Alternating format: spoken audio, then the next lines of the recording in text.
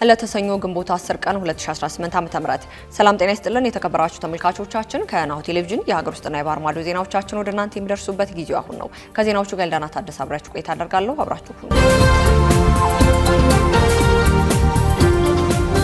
ቀደም ወዳደረግናቸው የሀገር ውስጥ መረጃዎቻችን እናልፋለን። 1447ኛው የኢድ አል አድሃ በዓል ሮብ ተከብሮ እንደሚውል ተገለጸ። ትናንት ግንቦት 9 ቀን 2018 ዓ.ም በሳውዲ አረቢያ ጨረቃ በመታየቱ የጅል ሀጅ ወር መግባቱን ዓለም አቀፍ የመገናኛ ብዙሃን ተቋማት ዘግበዋል። ይህን ተከትሎ 1447ኛው የኢድ አል አድሃ ወይንም የአረፋ በዓል ሮብ ቀን ግንቦት 19 ቀን ተከብሮ ይውላልም ተብሏል። ምርጫ ቦርድ 2 ሳምንት ለቀረው ጠቅላላ ምርጫ 10 ቢሊዮን ብር ተጨማሪ በጀት መጠየቁ ተሰማ። ቦርዱ ተጨማሪ በጀት የጠየቀው ከቀናት በፊት ለሕዝብ ተወካዮች ምክር ቤት የዕቅድ የበጀትና ፋይናንስ ቋሚ ኮሚቴ ሪፖርቱን ባቀረበበት ወቅት መሆኑን መስማቱን ጠቅሶ የዘገበው ሪፖርተር ጋዜጣ ነው። የተጨማሪ በጀት ጥያቄ ተቀባይነት ካገኘ የቦርዱ አጠቃላይ በጀት ወደ 20 ቢሊዮን ብር ከፍ ይላልም ነው የተባለው። ቦርዱ ተጨማሪ በጀት የጠየቀው በአንዳንድ አካባቢዎች በጸጥታ ችግርና በምርጫ ውጤት ላይ ሊነሱ በሚችሉ ውዝግቦች ሳቢያ በግንቦት ምርጫ ላይ ከሄድ ይችላል በሚል ምክንያቶች መሆኑን ዘገባው ጨምሮ ጠቅሷል። የዩኒቨርሲቲ አመራር ምደባ በሀገር አቀፍ ደረጃ በሚወጣ ማስታወቂያ በውድድር እንደሚሆን የትምህርት ሚኒስቴር አስታወቀ።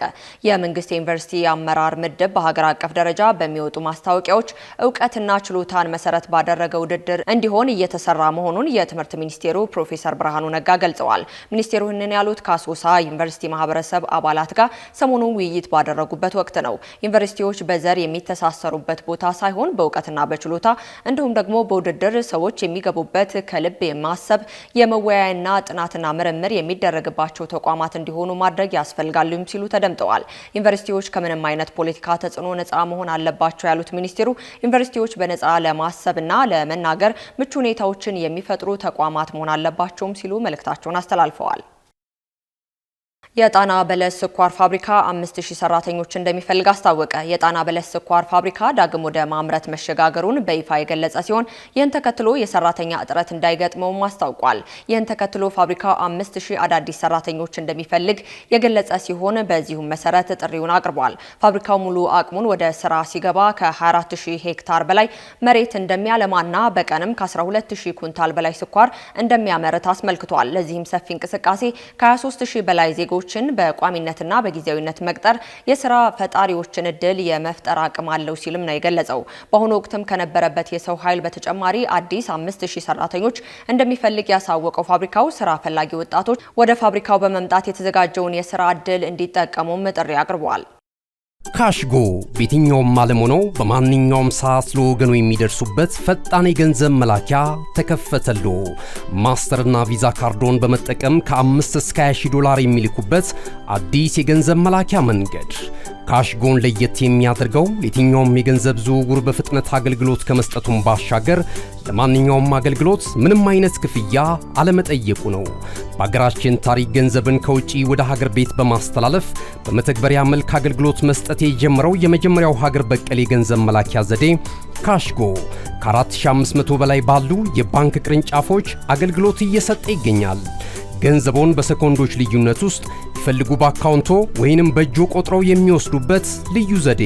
በቅርቡ ሁሉንም ኢትዮጵያዊ ባለቤት ለማድረግ ጉዞ የጀመረው ካሽጎ ዛሬውኑ መተግበሪያውን በስልኮ ላይ በመጫን የአገልግሎቱ ተጠቃሚ ሆኑ። ፍጥነት መለያችን፣ ኢትዮጵያን መክፈቻችን፣ ካሽጎ ነው መላኪያችን። ካሽጎ የአዲሱ ትውልድ ብራንድ። ቀጥለናል። ከውጭ ወዳገኘናቸው መረጃዎቻችን እናልፋለን። በዲሞክራቲክ ኮንጎ በኢቦላ የሞቱ ሰዎች ቁጥር ከ80 ሲሻገር የዓለም ጤና ድርጅት የአስቸኳይ ጊዜን አውጇል። በዲሞክራቲክ ሪፐብሊክ ኮንጎ በኢቦላ ወረርሽኝ ምክንያት የሞቱ ሰዎች ቁጥር 88 ደርሷል። በሌላ በኩል በቫይረሱ የተያዙ ሰዎች የክትባት እጥረት ሰለባዎችን ከፍተኛ ስጋት መፍጠሩንም ነው የታወቀው። በድምሩ 336 በኢቦላ ወረርሽኝ የተጠረጠሩና የተረጋገጡ ከዜጎች መመዝገባቸውን ዥዋንግ የዜና ወኪል ዘግቧል። በተጨማሪም 87 ሰዎች መሞታቸውን የአፍሪካ ሲዲሲ አረጋግጧል። ኢቶሪ ግዛት አሳሳቢ የሆነ የኢቦላ ወረርሽኝ መቀስቀሱን የአፍሪካ ሲዲሲ ዋና ዳይሬክተር ሺዋን ጋሴን በሰጡት ጋዜጣዊ መግለጫ ላይ ገልጸዋል። ይህ በእንዲህ እንዳለ የዓለም ጤና ድርጅት የዲሞክራቲክ ሪፐብሊክ ኮንጎና በኡጋንዳ በከፍተኛ ሁኔታ እያገረሸ የመጣው የኢቦላ ቫይረስ ስርጭትን ተከትሎ ወረርሽኙን ይፋዊ የዓለም የሕዝብ ጤና ስጋት አድርጎ አውጇል። የድርጅቱ ዋና ዳይሬክተር ዶክተር ቴዎድሮስ አድሃኖም በማህበራዊ ትስስር ገጻቸው ባስተላለፉት መረጃ እስካሁን ባለው ጊዜ ውስጥም በቫይረሱ ሳቢያ 88 ሰዎች ህይወታቸው ማለፉንና ከ300 ያህሉ ሰዎች ደግሞ በበሽታ መያዛቸውን አረጋግጠዋል። ዋና ዳይሬክተሩ አክለውም የኢቦላ ቫይረስ ልክ እንደ ኮቪድ-19 ወረርሽኝ ሁሉ የመቀጣጠልና በከፍተኛ ፍጥነት የመስፋፋት አቅም እንዳለው በማስገንዘብ የከፋ ጉዳት ሳይደርስ አስቸኳይና ጥብቅ የሆነ የመከላከል ስራ በዓለም አቀፍ ደረጃ እንዲተገበርም ጥሪ አቅርበዋል። በመጨረሻም ትራምፕ ለኢራን የሰላም እንቅስቃሴ እየቆመ ባለበት ወቅት ሰዓቱ እየጠበበ ነው ሲሉ አስጠንቅቀዋል። ዩናይትድ ስቴትስ ፕሬዝዳንት ዶናልድ ትራምፕ ጦርነቱን ለማስቆም ድርድር በቆመበት ሰዓቱ እየሞላ ነው ሲሉ ኢራናውያንን አስጠንቅቀዋል። በትሩዝ ማህበራዊ ገጻቸው ላይ በፍጥነት ቢንቀሳቀሱ ይሻላቸዋል፣ አለበለዚያ ምንም የሚቀር ነገር አይኖርም ሲሉ ነው የጻፉት። መልእክቱ የወጣው ፕሬዝዳንቱ ሁለታ ከእስራኤሉ ጠቅላይ ሚኒስትር ቤንያሚን ኔታንያሁ ጋር ሲነጋገሩ ነው ሲል የእስራኤሉ ታይምስ ጋዜጣ የናታንያሁ ጽህፈት ቤትን ጠቅሶ ዘግቧል። የኢራን ሚዲያዎች በበኩላቸው ዩኤስ ቴህራንን ግጭትን ለማስቆም ላቀረበችው የቅርብ ጊዜ ሀሳቦች ምላሽ በሰጠችበት ወቅት ምንም አይነት ተጨባጭ ስምምነት አለማድረጓንም ዘግበዋል። ከዋሽንግተን ስምምነት ማጣት ወደ ድርድር እንቅፋት ያስከትላል ሲሉም ሜድሬን የዜና ወኪል ዘግቧል። የትራምፕ መልእክት ኢራን ጦርነቱን ለማስቆም ስምምነት ላይ ለመድረስ ካልተስማማች በስተቀር በአፕሪል መጀመሪያ ላይ የተኩስ አቁም ከታወጀ ጥቂት ቀደም ብሎ ሙሉ ስልጣኔ ይሞታል በማለት መዛታቸው ይታወሳል። የኢራኑ የውጭ ጉዳይ ሚኒስቴር ቃል አቀባይ ኢስማኤል ባጋሄን ተጠያቂና ለጋሽ መሆናቸውንም አጠናክረን እንቀጥልበታለን ሲሉ ተናግረዋል። የዜና አውታሩ በኢራን በሁለቱ ግንባሮች ላይ ጦርነት በአስቸኳይ እንዲቆም በሊባኖስ ውስጥ በኢራን የሚደገፈው ሄዝቦላ ላይ የእስራኤል ጥቃት ቀጣይ ያለው ማሻቀብ እንዲሁም ደግሞ የአሜሪካ የባህር ኃይል የኢራኑን ወደቦችን መከልከልና በኢራን ላይ ተጨማሪ ጥቃት እንደሌለም ዋስትና ያካትታልም ነው የተባለው። በተጨማሪም በጦርነት ላይ ለደረሰው ጉዳት የካሳ ክፍያ ጥያቄና በሆርሙዝ የባህር ዳርቻ ላይ የኢራን ሉዓላዊ እንዲሁም ደግሞ አስተዋጽኦ እንደሚሰጥም ተዘግቧል። ኢራን 20 በመቶ የሚሆነውን የዓለም ዘይትና ፈሳሽ የተፈጥሮ ጋዝ የሚጓጓዝበትን ወሳኝ የውሃ መንገድ በብርቱ በመዝጋቷ የሆርሙዝ ባህር መቆጣጠሯን ቀጥላለች። ኢራን ለአሜሪካና ለእስራኤል ጥቃቶች የበቀል እርምጃ ነው ያለችው ይህ እርምጃ በዓለም አቀፍ የነዳጅ ዋጋ ላይ ጭማሪ እንዲያሳድርም አድርጎታልም ነው የተባለው። ዩናይትድ ስቴትስ በበኩሏ ቴህራን በውሎቿ እንድትስማማና ጫና ለማድረግ የኢራን ወደቦችን እገዳ ስትጥል መቆየቷም አይዘነጋም። ፓኪስታን በአሜሪካና በኢራን መካከል የሽምግልና ሚና እየተጫወተች ቢሆንም ሁለቱ ወገኖች አሁንም የተራራቁ ይመስላሉ ሲል ዘገባው አመላክቷል። እነሆ የምስራች!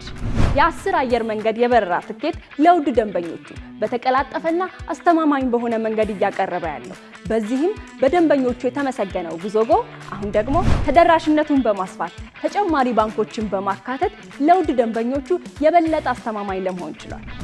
የጉዞጎን አፕሊኬሽን ከአፕ ስቶር ወይም ከፕላይ ስቶር በማውረድ የመነሻና የመድረሻ ከተማዎትን መርጠው ዋጋ አወዳድረው የሀገር ውስጥም ሆነ ዓለም አቀፍ በረራ ማድረግ ካሰቡ የበረራ ትኬቶን ክፍያ በአቅራቢያው በሚገኙ ባንኮች አንድም በአካል በመሄድ ወይም በኦንላይን የክፍያ አማራጮች ክፍያዎትን በመፈጸም የበረራ ትኬቶን በእጅ ያስገቡ።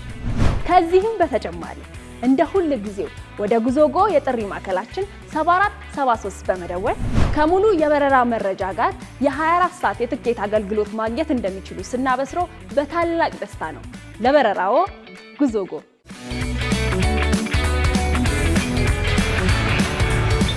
ከዜናዎቹ ጋር ኢልዳና ታደሰ አብሬያችሁ ቆይታ አደረኩኝ። የናሁ ፕሮግራሞች ወደ እናንተ መድረሳቸውን ይቀጥላሉ። መልካም ቀን።